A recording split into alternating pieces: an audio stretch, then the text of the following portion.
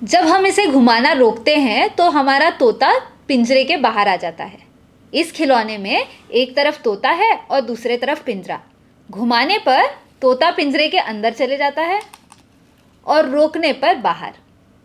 मज़ेदार बात यह है कि मूवीज़ इनफैक्ट कोई भी चीज़ हमें चलते हुए इसी वजह से दिखती है। तो चलिए इसे बना लेते हैं और ये जानते हैं कि हमने ऐसा क्या किया कि तोता पिंजरे के अंदर चले गया। इसके लिए हमें ये तोता और पिंजरे का फ़ोटो, एक स्ट्रॉ, स्पोक, धागा, स्टिक और थोड़ा सा ग्लू लगेगा। सबसे पहले दोनों इमेजेस को एक के पीछे एक रख के इस तरीके से स्टिक में चिपका दें। एक स्ट्रॉ में आर पार छेद करें ताकि उससे यह धागा चले जाए। अब इस स्ट्रॉ से धागे का एक लूप बाहर निकाल लें। इस धागे को स्टिक में 2 या 3 बार ट्विस्ट करके स्टिक को स्ट्रॉ के अंदर डाल दें। स्पोक को धनुष जैसा बनाकर धागे के दोनों सिरे स्पोक के दोनों सिरे से जोड़ लें और हमारा खिलौना तैयार है। ये धनुष हमने इसमें इसलिए लगाया है ताकि थोड़ा सा हिलाने पर हमारा ये खिलौना अच्छे से घूमे। चलिए अब ये जानते हैं कि ये खिलौना क्यों और कैसे काम करता है। ये सारा खेल हमारे दृष्टि का है। हमारी आँख और दिमाग पर कोई भी इमेज 1 सेकेंड के 25वें भाग तक रहता है, यानी 1/25 सेकेंड तक। हमारे आँख के सामने अगर दूसरा चित्र इस 1/25 सेकेंड या 0.4 सेकेंड के बाद आता है तो हमें 2 अलग अलग चीज़ें दिखते हैं।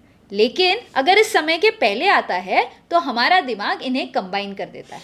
इसे हम परसिस्टेंस ऑफ विजन या दृष्टि का स्थायित्व कहते हैं। यानी कोई भी चीज़ हमारे आँखों के सामने से जाने के बाद भी 0.4 सेकेंड तक हमारे दिमाग में रहती है। जब हम इसे घुमाते हैं तो ये दोनों इमेज हमारे आँखों के सामने 0.4 सेकेंड से पहले आ जाते हैं। बस इसलिए हमारा दिमाग इन्हें कंबाइन करता है और लगता है मानो तोता पिंजरे के अंदर है। लेकिन पक्षी को पिंजरे में रखना तो बुरी बात है, तो आप इसके अलग अलग वर्जन, अलग अलग चित्र बनाकर भी बना सकते हैं। एक और वर्जन हमने इसमें ये धागा लगाकर भी बनाया। इस आँख और दिमाग के खेल का इस्तेमाल करके मूवीज़ भी बनते हैं। यानी हम ये कह सकते हैं कि फ़ोटोज़ और मूवीज़ काफ़ी सेम हैं।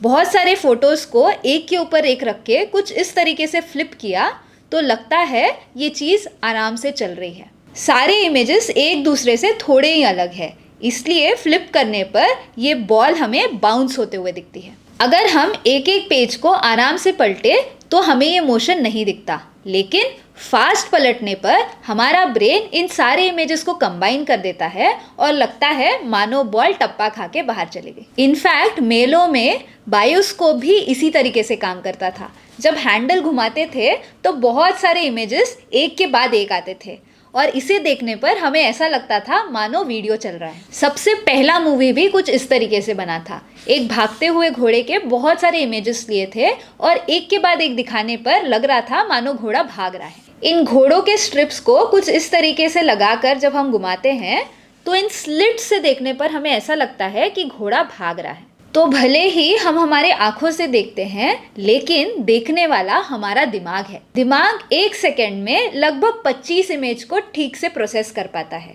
इससे ज़्यादा होने पर वो इन्हें कंबाइन कर देता है। इसलिए काफ़ी फास्ट चल रही चीज़ हमें ठीक से दिखाई नहीं देती है। इसका सोल्यूशन हमारे कैमरास के पास है।